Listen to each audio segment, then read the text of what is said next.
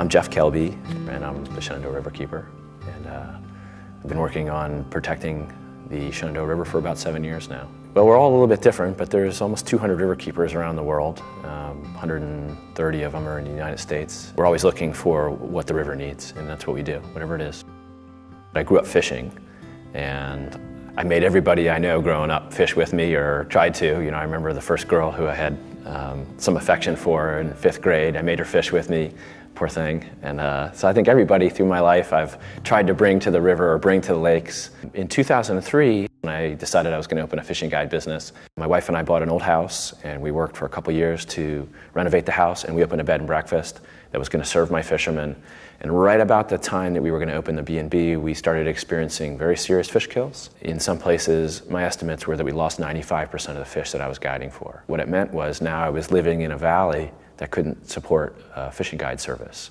And it was a rude awakening. My wife was pregnant with our first child and was about ready to, we were about ready to start a family. It was right about the time that I got a call from the Potomac Riverkeeper, Ed Merrifield.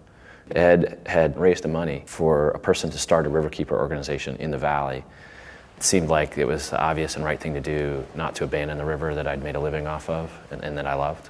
We've learned a great deal about our river since the fish have died. Our rainwater is picking up pollutants from the land that run into the river that are causing some serious issues with the immune system in our fish and the reproductory systems. Our males, almost 100% of them are producing eggs.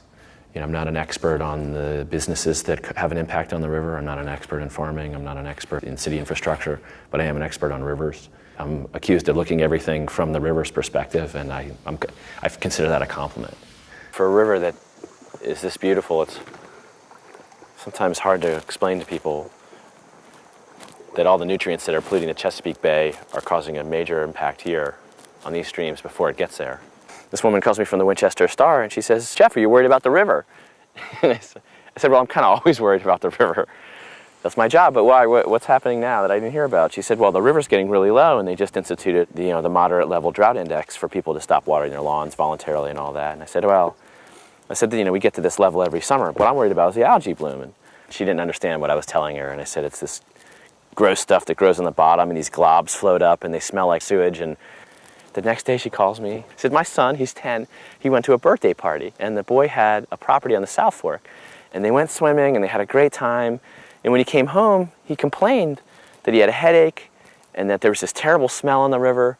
The reason he told me that is because I asked him if he had an accident in his shorts, because his shorts smelled like sewage. And he said, "No, Mom, that was this gross green stuff that was growing in the river." But people don't really get it. They don't understand that when they're looking at this water, and it's this soup, kind of pea green soupy color, they don't understand that that's plankton, that's algae, and that's because this river is way over fertilized. It should be gin clear. You should be able to see everything, every leaf and stick and rock and everything on the bottom, and it normally is. But this algae bloom's creeped up in the last week and a half. I give full credit to the cities for polluting the small streams that run through the cities, but largely, 98.5% of our streams encounter a cow before they encounter a person. 40 years ago, the agricultural pollution was not as severe, agriculture wasn't as concentrated, and now we're in a situation where we're going to have to dig ourselves out of a hole that's been created. This is usually where I'm in a room full of people where I lose most of the room because I live in an agricultural valley, and the industries are based on agriculture, and it's very hard to look at people, and I do it every day, and have to deliver the truth to them, which is that when you're 98.5% agriculture, in the valley floor and land use is 98.5% agriculture, naturally, that's the greatest input in pollution to the river. Everybody wants a house here, but farm, it's never going to be here one in my time anyway. Yeah. It's a beautiful place for a farm. It ain't a beautiful place for a house. And when did you take over the farm? Take over management? 2004. 2004. That's when you called me. Passed away and left it to me and my son. I remember that phone call. You said, I'm Steve. I live down there. I'm running the farm now down there, and I want you to know not to worry. Yeah. There's a handful of things that need to get fixed down there. I'm going to work on it over the next 7 or 8 years. We've been working on it constantly. The reason for installing the water trough here, it's a stream. I put a new pipe across it. That whole hollow will be fenced off. The cows can't touch it. When they go from one field to the other, they will follow that graveled area, and they'll never touch the water. Historically, though, there have been cattle up in that upper section there, and they're not there anymore, though. No, I've been keeping them out the last 2 years. Those were yours? Yeah.